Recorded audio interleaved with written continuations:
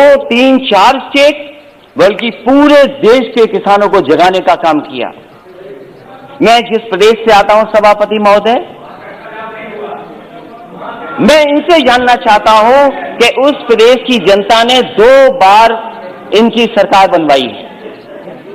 2014 में भी समर्थन मिला जनता का, 2019 में भी समर्थन मिला।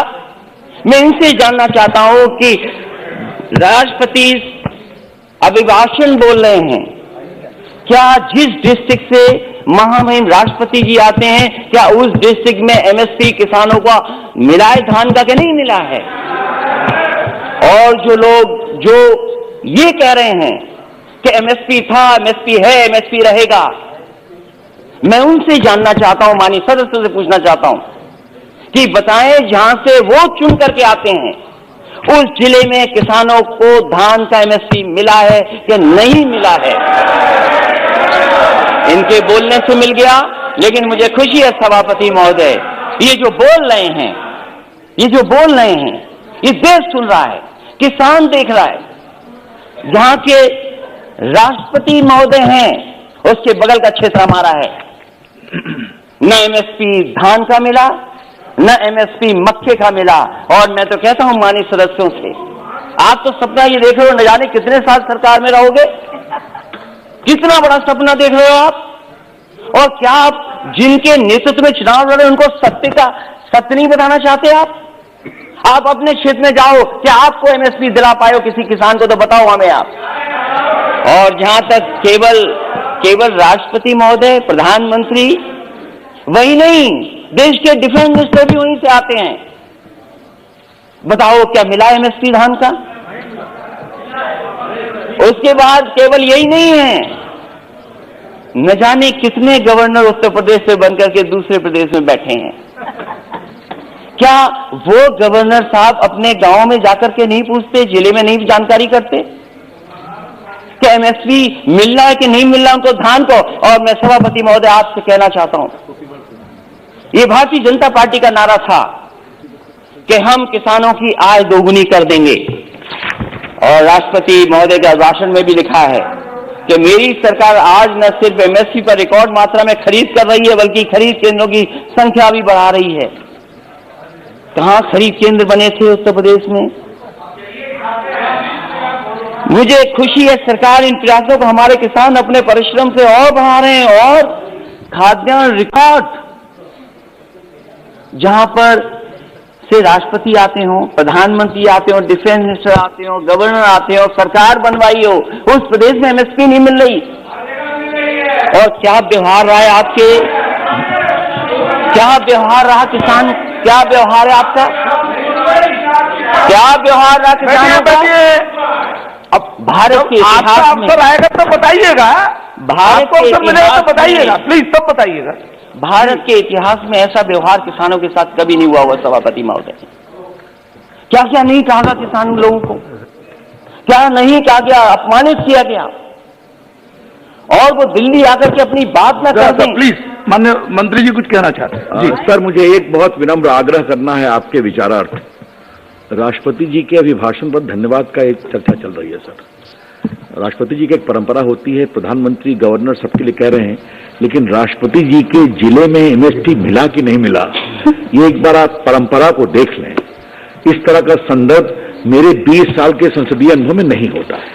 जी जी, वो भी मुख्यमंत्री रहे, आपने इंगित किया है, देख लेंगे। नहीं, मंत्री जी ने ये राष्ट्रपति का संदर्भ नहीं ले सकते हैं। अगर ये सभापति महोदय, अगर ये कोई संदर्भ में नहीं आए, लेकिन कम से कम हम जाने तो सही। ओके, देख लेंगे, ओके देख लेंगे का। कंटिन्यू सर, राष्ट्रपति कल कानपुर से आए, सर 10 वाला स्वागत है, प्लीज बगल की बैठ जाइए। वो मुख्यमंत्री रहे हैं, वो भी जानते हैं, मुख्यमंत्री रहे उत्तर प्रदेश के। जी, ऐसा व्यवहार किसानों के साथ कभी नहीं हुआ। और कितना अपमानित किया गया उनको, क्या क्या कह करके नहीं बुलाया गया उनको। और ये तीनों कानून है, वो केवल इतना चाहते हैं, जब ये सरकार कह रही हम किसानों के लिए कानून बना करके लाएं, अगर किसान उन कानून को नहीं स्वीकार कर रही है तो सरकार क्यों नहीं कानूनों को वापस लेती है? जिनके लिए जिनके लिए ये कानून बना है, जिनके लिए कानून बना है, वो कानून नहीं चाहते हैं।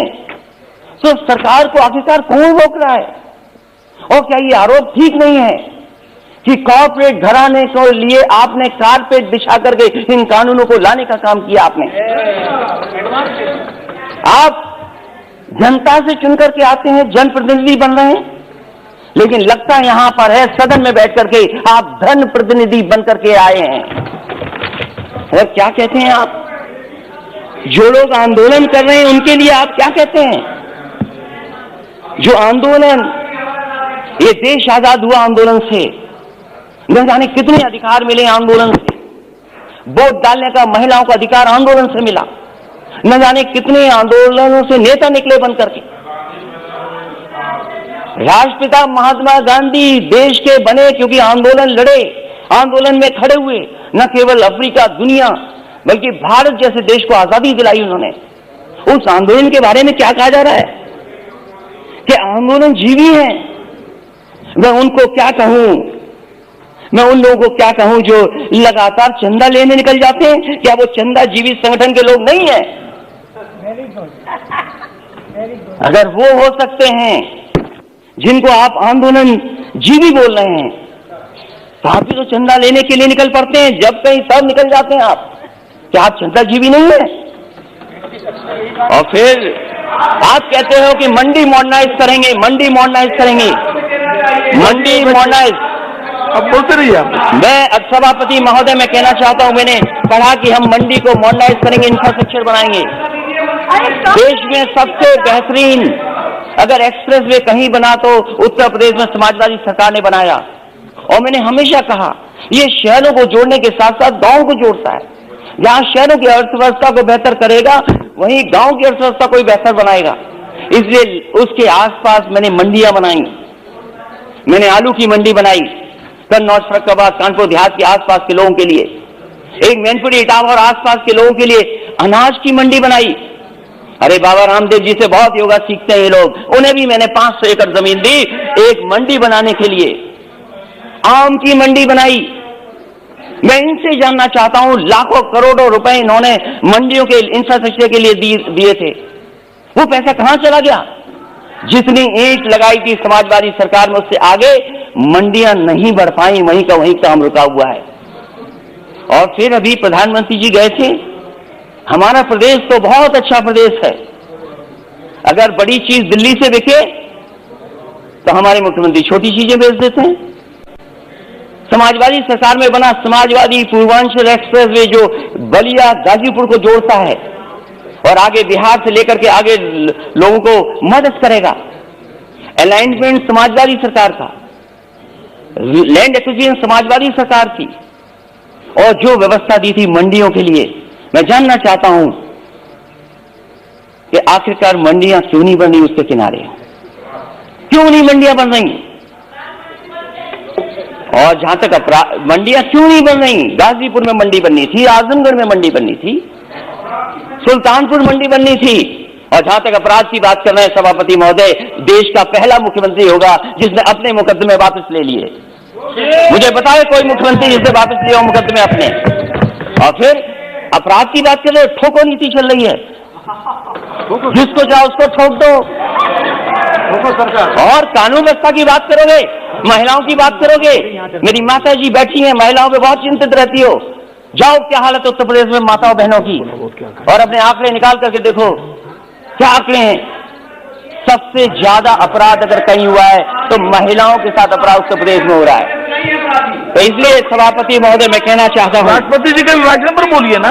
सभापति महोदय, दूध की भी बात हुई, दूध की बात हुई, बैठिए। कुछ सभापति महोदय, दूध की भी बात हुई, प्लीज बैठ जाइए। मैं इनसे जानना चाहता हूँ, उत्तर प्रदेश सरकार ने जब समाजवादी सरकार थी तो गुजरात का अमूल प्लांट वहां लगाए, 5-5 लाख लीटर के 2 प्रोक्योरमेंट के प्लांट लगे।